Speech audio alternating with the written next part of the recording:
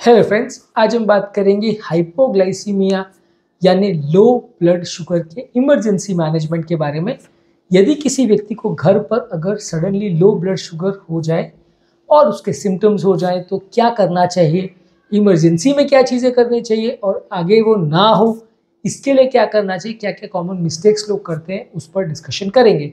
Topic पर जाने से पहले जो लोग हमारे चैनल पर नए हैं उन्हें रिक्वेस्ट करूँगा कि चैनल को सब्सक्राइब करें, वीडियोज़ को लाइक और शेयर करें।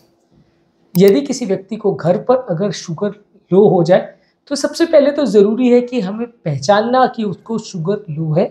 इसमें यदि किसी व्यक्ति को सडन थोड़ा भूख लग रही है, बहुत ज़्यादा भूख लग रही है, घबराहट हो रही है, पसीना हो रहा है, चक्कर हो रही है, धड़कन बढ़ रही है, कन्फ्यूजन हो रहा है, चिड़चिड़ापन हो रहा है, कमज़ोरी हो रही है और अगर चक्कर खा के वो पेशेंट बेहोश हो जाता है तो ये सब साइंस हो सकते हैं कि ब्लड शुगर कम है।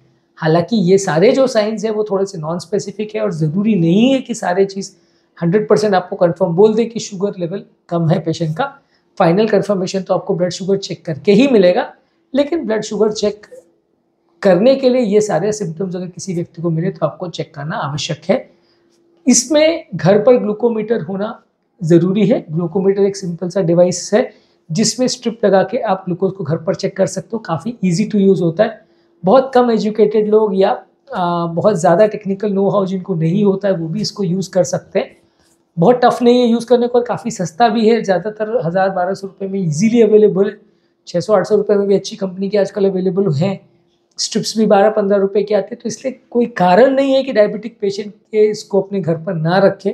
घर पर इसको रखना चाहिए और यदि ऐसा कोई सिम्टम हो तो शुगर चेक करना चाहिए। ऐसा करना आवश्यक इसलिए है कि अगर गलत कारणों से आपने पेशेंट को ट्रीटमेंट किया, यानी शुगर हाई है और आपने पेशेंट को हाइपोग्लाइसीमिया सोच लिया या शुगर लो है और हाइपर सोच लिया, या कोई और प्रॉब्लम है, हार्ट अटैक है पेशेंट को और आपने हाइपोग्लाइसीमिया का ट्रीटमेंट चालू कर दिया तो गड़बड़ हो जाएगी।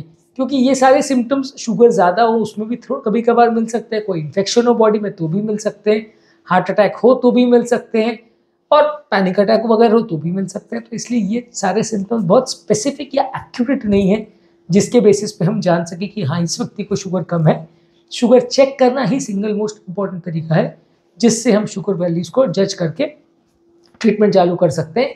ऑब्वियसली देखिए कभी कभार ऐसे सिम्टम्स अगर आपको चालू हो जाएं तो शुगर चेक करने में 5-10 मिनट एक्स्ट्रा लग सकता है। आप ग्लूकोमीटर अगर है तो अरेंज करोगे, उसको चालू करोगे, अगर नहीं है तो ढूंढने के लिए जाओगे या किसी और से मांगने जाओगे, जो भी what ever be the scenario. कई बार ग्लूकोमीटर इजीली अवेलेबल नहीं होता है, तो वैसे सिचुएशन में सिम्टोमेटिक अगर आप थोड़ा बहुत शुगर दे दिया तो नुकसान नहीं है। हाइपरग्लाइसीमिया या गलत कारणों से आपने या हार्ट अटैक वाले पेशेंट को भी थोड़ा ग्लूकोज दे भी दिया तो कुछ फर्क नहीं पड़ने वाला, इसलिए ट्रीट करने में कोई खास नुकसान नहीं है। तो मान लीजिए अगर किसी व्यक्ति को शुगर वैल्यूज़ कम आपको लगता है, यानी ये सिम्टम्स अगर आ रहे हैं और शुगर वैल्यू चेक नहीं भी कर पा रहे हैं तो भी ट्रीट करने में बुराई नहीं है, कोई नुकसान नहीं है। और उसमें कई बार सिर्फ ग्लूकोमीटर अवेलेबल नहीं है, उसको हम ढूंढने जा रहे हैं, वेट कर रहे हैं, या ग्लूकोमीटर कोई कारण से नहीं काम कर रहा है या जो व्यक्ति घर पर है उसको यूज़ करना नहीं आ रहा है, तो वो उसके लिए वेट करे कि ये चेक होगा उसके बाद ही मैं ट्रीट करूँगा, ऐसा बिल्कुल आवश्यक नहीं है। आप बिना चेक किए भी टेस्ट करे भी पेशेंट को ट्रीटमेंट दे सकते हैं। बाद में चेक कर लीजिएगा कि पेशेंट का वैल्यूज़ कितना आ रहा है। अगर मान लीजिए शुगर वैल्यूज़ बहुत ज़्यादा आ रही है या बिल्कुल नॉर्मल आ रही है तो इसका मतलब शायद वो सिम्टम्स हाइपोग्लाइसीमिया के नहीं थे। ट्रीटमेंट में सबसे इंपॉर्टेंट रूल ये है कि आपको क्विकली एक्ट करना है। ये सारे सिम्टम्स जब भी आपको मिले तो कंडीशन बिगड़ने से पहले आपको एक्ट करना है। कई बार इस तरह की कंडीशन में पेशेंट की कंडीशन बिगड़ जाती है बहुत जल्दी, यदि आप रैपिडली एक्ट नहीं करें, पेशेंट अनकॉन्शियस हो जाता है, उसके बाद ट्रीटमेंट कई गुना मुश्किल हो जाता है। क्योंकि कॉन्शियस पेशेंट में जब उसका होश है पेशेंट को, उस समय उसको ग्लूकोज खिलाना या ग्लूकोज का पानी पिलाना बहुत ज़्यादा ईजी है, लेकिन अगर वो अनकॉन्शियस हो गया तो फिर इसका मैनेज कई गुना टफ हो जाता है। उस पर भी डिस्कस आगे करेंगे। अगर पेशेंट कॉन्शियस है और आपको लग रहा है कि ग्लूकोज कम है, आप चेक नहीं भी कर पा रहे हैं, तो पेशेंट को आप ग्लूकोज का टैबलेट दे सकते हैं, ग्लूकोज का जेल दे सकते हैं, ग्लूकॉन डी का पाउडर दे सकते हैं। इसके अलावा ऑब्वियसली ग्लूकॉन डी ब्रांड है पर ज़्यादातर इंडिया में इतना ज़्यादा सब जगह अवेलेबल है कि आपको ग्लूकोज से लोग ना पहचाने, ग्लूकॉन डी के नाम से ज़्यादा लोग पहचानते हैं।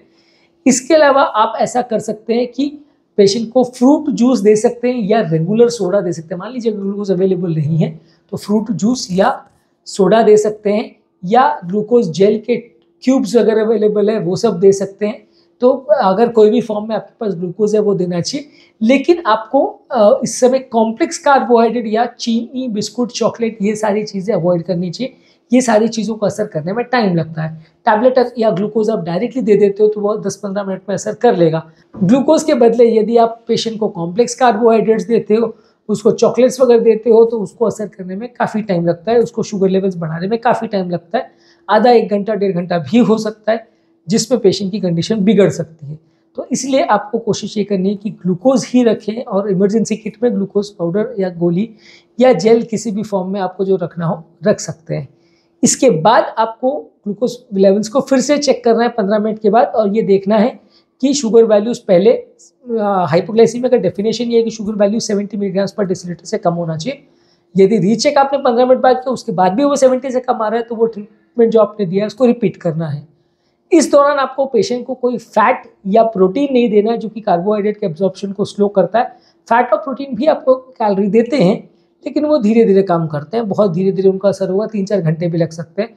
और अगर वो साथ में दे दिए गए तो बाकी कार्बोहाइड्रेट के एब्जॉर्प्शन को भी स्लो कर सकते हैं। तो इसलिए ज़्यादातर इन सब चीज़ों को अवॉइड करिए।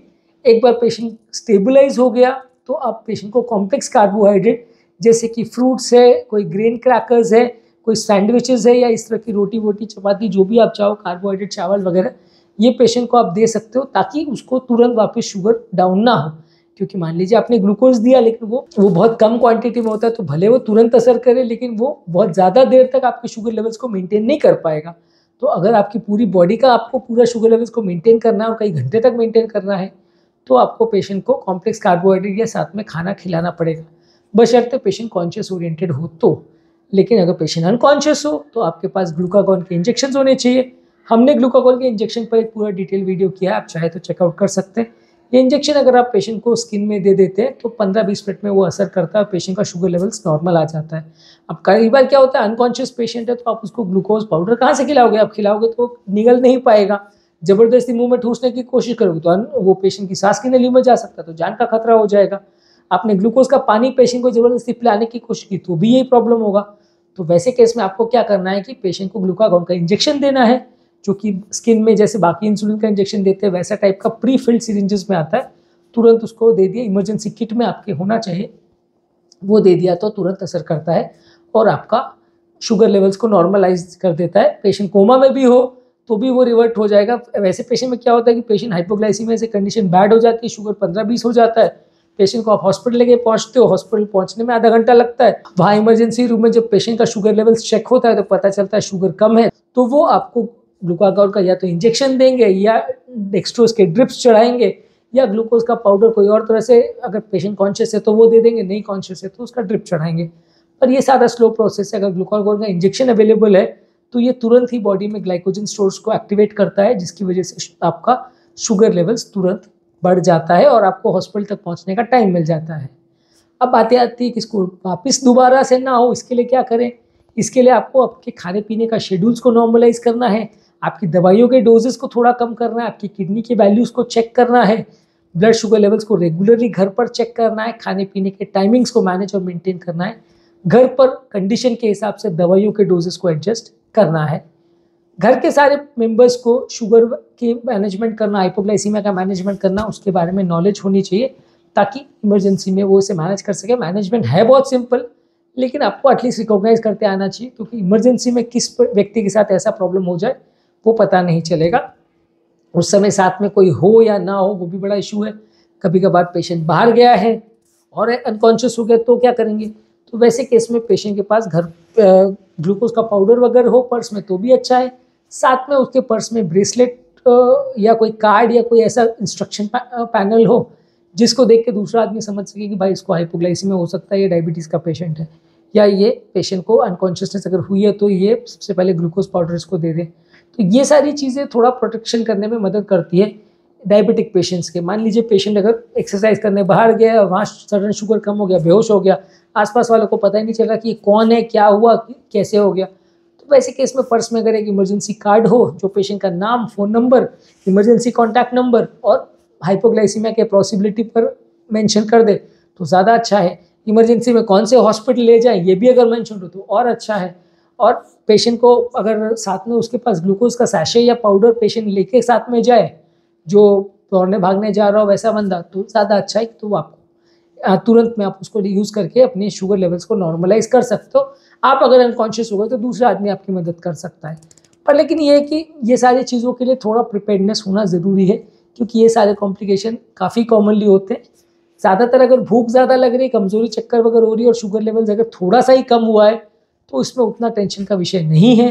लेकिन अगर शुगर लेवल्स बहुत कम हो गए और शुगर लेवल्स 10-20 पे आ गया, पेशेंट अनकॉन्शियस हो गया है, तो फिर थोड़ा इशू हो सकता है और इसमें कई बार परमानेंट प्रॉब्लम भी हो सकती है, पेशेंट की डेथ भी हो सकती है। ज़्यादातर इस तरह के पेशेंट को ओवर ट्रीटमेंट अवॉइड करिए। कई बार ऐसा होता है कि पेशेंट अनकॉन्शियस हो जाता है और आप उसको इतना कुछ खिला देते हैं कि उसके बाद जब शुगर चेक करते हैं तो 300-400 मिलता है। फिर आपको समझ में नहीं आता कि ये अनकॉन्शियसनेस हुआ क्यों था, शुगर कम था कि ज़्यादा था। तो वैसे केस में आप थोड़ा सा शुगर उसको देके तुरंत रीचेक करना है, ताकि आपको एक बेसिक आइडिया भी रहे और बाद में खाने को आप मैनेज कर सकते हैं। इसके अलावा आपको पेशेंट का अगर पेशेंट को अगर हाइपोग्लाइसीमिया के इवेंट्स अवॉइड करने हैं तो मेडिसिन को प्रॉपरली मैनेज करिए, पानी पेशेंट को ज़्यादा पिलाइए, एक्सरसाइज रेगुलर करवाइए, लेकिन ओवर एक्सरसाइज मत कराइए। पेशेंट को हाइपोग्लाइसीमिया के बारे में और उसके रिलेटिव्स और फ्रेंड्स सबको पता होना चाहिए, उसको मैनेज करने के लिए लोगों को आना चाहिए। जब कभी पेशेंट एक्सरसाइज वगैरह करने को जाए तो किसी और के साथ जाए, ऐसा पेशेंट के लिए बेटर रहेगा। घर पर भी अगर कोई साथ में जो मैनेज कर सके प्रॉब्लम को, वो साथ में रहे तो ज़्यादा अच्छा है। बहुत ज़्यादा अगर प्रॉब्लम लगे तो आपको आपके डायबिटोलॉजिस्ट या आपके कार्डियोलॉजिस्ट या डॉक्टर जो भी आप जिनको भी दिखा रहे हो, फिजिशियन को दिखा रहे हो, उनको दिखाइए, तो वो आपको मैनेज करने में मदद करेंगे। उम्मीद करूँगा कि आज के टॉपिक में आपको कुछ नई बातें जानने को मिली होगी। जो लोग हमारे चैनल पर नए हैं उन्हें रिक्वेस्ट करूँगा कि चैनल को सब्सक्राइब करें, वीडियोज़ को लाइक और शेयर करें।